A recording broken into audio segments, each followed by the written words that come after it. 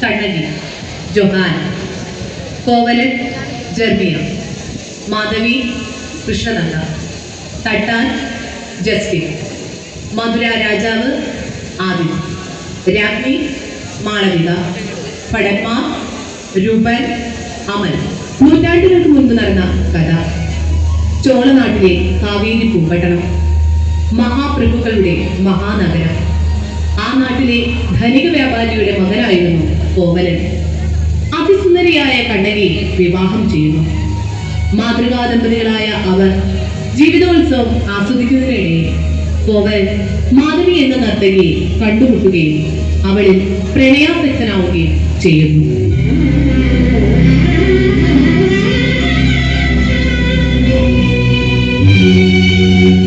മാധവി, നിന്റെ നൃത്തം ആത്മാവിനെ തുടർന്നു. നിന്നിലെ കാഴ്ചക്കാരനെ ഞാൻ ഏറെ ഇഷ്ടപ്പെടുന്നു. എന്റെ ജീവിതത്തിലെ താളം തെറ്റുന്നു.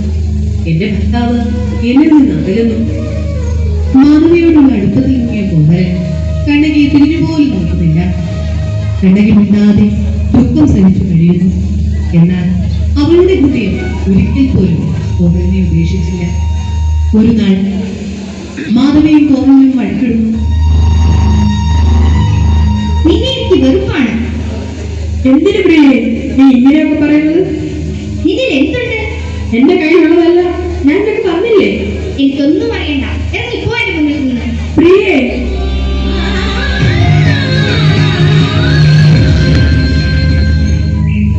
കോവലൻ ഒറ്റയ്ക്കാവുന്നു. എന്റെ ജീവിതം ശൂന്യം. ഞാൻ ചെയ്ത തെറ്റ്. എന്റെ കണ്ണകി. കണ്ണകിയുടെ മുന്നിൽ കോവലൻ ക്ഷമയോടെ നിൽക്കുന്നു. കണ്ണകി, എനിക്ക് മാപ്പ് തരുന്നു. ഞാൻ നിന്നെ അത്രയധികം വേദനിപ്പിച്ചു. പ്രാണനാഥ, സ്നേഹം എന്നത് ബന്ധമല്ല, ഉത്തരവാദിത്വമാണ്. നീ തിരിച്ചു വരുമെന്നുള്ളത് എനിക്കറിയാം.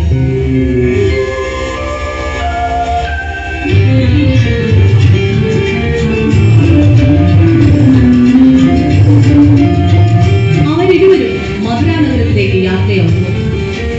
പാണ്ഡ്യരാജ്യത്തിലേക്ക് എത്തിയ അവർ ദാരിദ്ര്യത്തിലും വേദനയിലും ജീവിച്ചു.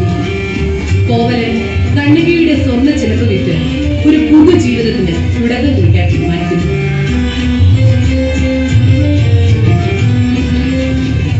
ഈ സ്വർണ്ണത്തിലമ്മിന് എത്ര പണം കിട്ടും?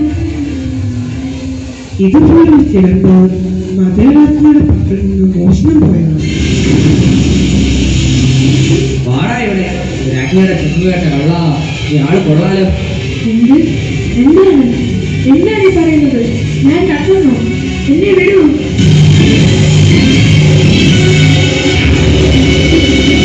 രാജസദസ്സിലേക്ക് കോവലനെ കൊണ്ടുവരും. ഇതെന്റെ ഭാര്യയുടെ ചിലമ്പാണ്. എന്നെ വിടൂ. ഈ മോഷ്ടാവിന്റെ തലയാർക്കുക. ഞെട്ടറ്റ് വീണ പൂവിനെ പോലെ കോവലിന്റെ തല തെറിച്ചു വീണു.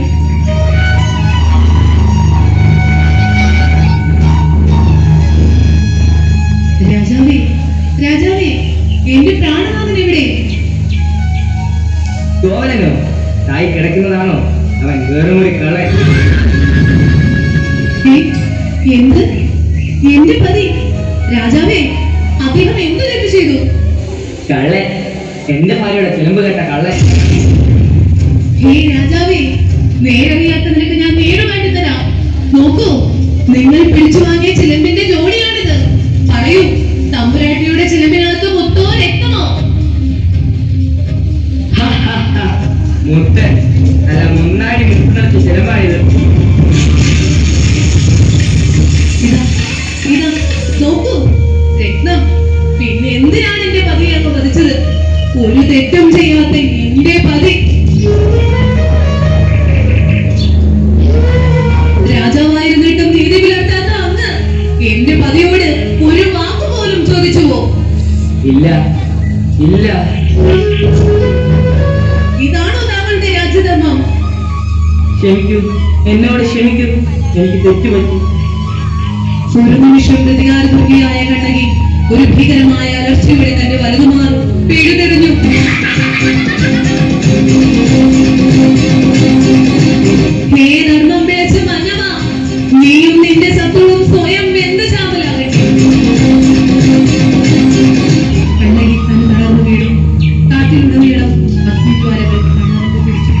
മധുരാപതിയും ചിത്രത്തിൽ.